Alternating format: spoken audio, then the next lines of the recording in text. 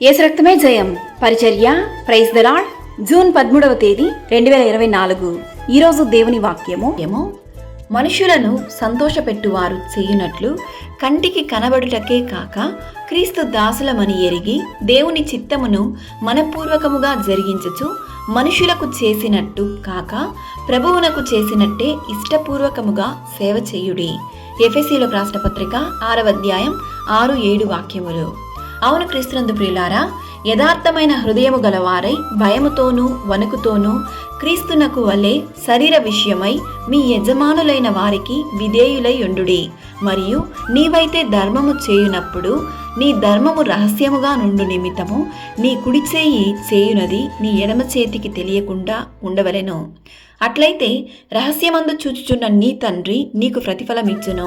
మరియు మీరు ప్రార్థన చేయనప్పుడు కానీ ఉపవాసమున్నప్పుడు కానీ ధర్మము చేయనప్పుడు కానీ మనుషులకు సంతోషపెట్టువారుగా ఉండకూడదు. క్రీస్తు దాసులుగా దేవుని చిత్తమును నెరవేర్చుడి.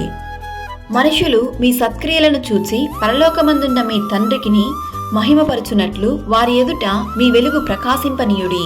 దేవుని వాక్యముల సెలవిస్తుంది, నేను మిమ్మును ప్రేమించినట్టే మీరును ఒకరినొకరు ప్రేమింపవలెను. మీరు ఒకని ఎడల ఒకడు ప్రేమగలవారైన ఎడల దీనిని బట్టి మీరు నా శిష్యులని అందురని తెలుసుకొందురనెను.